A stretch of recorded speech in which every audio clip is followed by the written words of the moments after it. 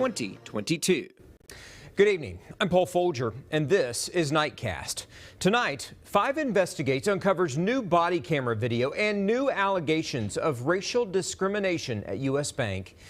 Millions of people watched this video of Joe Morrow, handcuffed and accused of fraud when he tried to cash his paycheck at U.S. Bank in Columbia Heights. After investigative reporter Eric Rasmussen broke that story in December, U.S. Bank's CEO eventually apologized and pledged to do better. But since then, Eric, you found U.S. Bank is at the center of more complaints from black customers and even black employees. The phenomenon known as banking while black is receiving nationwide attention. For months, we've spoken to customers, employees, lawyers, and advocates. And tonight, you're about to see more video at another U.S. bank in Minnesota where tellers called police on a black customer trying to get money from his own account. Hold on. Hey! When a police officer chased him down in a U.S. bank parking lot in December. I wasn't really scared. I was just confused. Peter Wogba says he was trying to wrap up some business before this branch in Bloomington closed early on a Saturday. Hi! Hello. Frank, were you just in there wanting a cashier's check? Yes. The money for that cashier's check, $30,000, coming from Wogba's latest deal. In the business of flipping houses since coming to Minnesota from Liberia, Wogba had just closed on the sale of this property in Richfield. So when I got to the bank on Friday, they said, oh, the money was not available. So the guy told me come by tomorrow. Despite calling U.S. Bank's 1-800 number to verify the funds were available, when Wogba returned here the next day, tellers denied him again. I said, well, I'm not going to leave. I know you guys are going to be closing soon, but I'm not going to leave until I get the money. How did they react when you said, I'm not going to leave? When I said that, I was just trying to talk to them. The lady said, oh, you have to calm down. Calm down. The same command given to Joe Morrow. Joe, I need you to calm down, first of all, okay? This is the warning he received in October 2020 after a U.S. bank manager in Columbia Heights called police and accused the 23-year-old of fraud for trying to cash his $900 paycheck. He said, you people are always coming in here with fake checks. Who do you think he meant?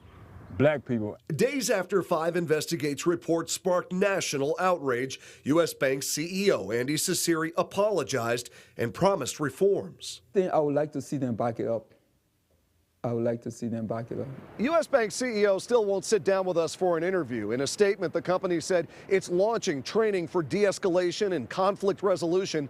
But 5 Investigates found some of U.S. Bank's own employees also describe a culture of discrimination reaching the highest levels of the company. U.S. Bank has a history of this. There's just too many incidents that shows that maybe this is something that's systemic with them. John Spann worked for U.S. Bank for 24 years in Illinois. Starting as a teller in the 1990s, Spann worked his way up to become an underwriter for car loans. He reported harassment and racial discrimination to U.S. Bank Human Resources, describing in a complaint what a new manager said to him after taking over his region in 2018. Every weekend, and I'm telling you, every Friday before the weekend, he would stop by my desk and say, don't go to jail and don't beat your wife. Spann even reached out to U.S. Bank's CEO in response to this company-wide email after the police killing of George Floyd. Andy Cecere wrote, we have to do better and allow ourselves to be uncomfortable so we can have courageous conversations. I didn't ask him to make a decision to reprimand anybody. All I asked is for the benefit of the doubt to look into what I was saying was going on. What kind of response did you get? Silence.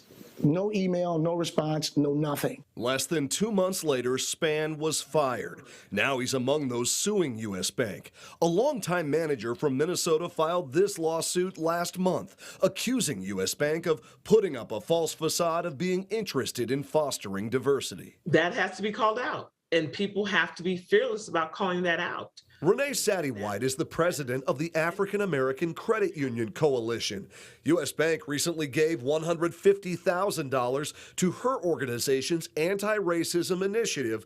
But Sattywhite says she's saddened by the cases uncovered by 5 Investigates. What saddens me is that it could be any of the top banks. I'm a trainer by trade, so that's what I do. The fight or the conversation usually is it a training issue or do they have to have it in their DNA?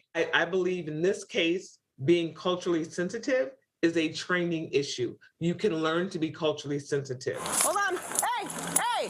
Wogba says U.S. Bank apologized to him after we started asking questions about this incident. Do you have a driver's license with you real quick, sir? Yeah. Another black customer questioned by police after trying to get money out of his own account at U.S. Bank. They just called because they were concerned. They said that they were yelling. You were yelling at somebody. I was just because I mean they were lying to me. I mean they're making me to run all over the place, and I need to take care of my employees. I gave them all my information. Okay. You know, I got there to give. They asked for my bank card, gave them everything. Sure. And the money is in there, but they said they can't give it because for whatever reason. Was there like a hold or a freeze on it for some reason if it was wire transferred? There's no freeze on it. Okay, because I know sometimes that can happen with money if it's transferred. There's no freeze on it. I mean, it's available. Can we check with the bank? Yeah, I haven't even been in there yet. Bank records confirm there was more than enough money available for that $30,000 withdrawal. I don't know what the confusion was, but it didn't go well apparently. And No, I mean, I was a little upset because, tell me the truth. Tell me, okay, where should I go? If you can't sign the money because... I don't know much about banking. You're free to leave though? Less than 15 minutes later, Wogba got his cashier's check from another U.S. Bank branch in Bloomington. You look back on it, I mean, do you feel like you did anything wrong? I didn't think I did anything wrong. I'm sorry to say, if it was a white person, that person was going to be treated differently than me. You think so? I think so. Now he's calling on U.S. Bank to live up to the higher standards it so recently promised. I think we all have to look within ourselves and see, how, think about how you want to be treated. We've been asking U.S. Bank about Peter Wogba's experience for weeks now. Yesterday afternoon, a spokesperson followed up and said the bank's internal review found a, quote, inconsistency in how it handles paying out money to customers after they get a wire transfer. They added Wogba should not have had to go to another branch for that cashier's check, and they said they regret the frustration it caused. Wogba told me he's still considering legal action and is now looking for a new bank to handle his business accounts, Paul. Okay, Eric, so let me ask you this. Your first story about what happened at the U.S. Bank in Columbia Heights continues to get a lot of reaction. Any updates in that case? It certainly has gotten a lot of reaction. U.S. Bank won't say what happened to that branch manager, but online he still lists himself as an employee of the bank. I can tell you the police sergeant who responded to that call has since resigned. Eric Rasmussen reporting. Thank you.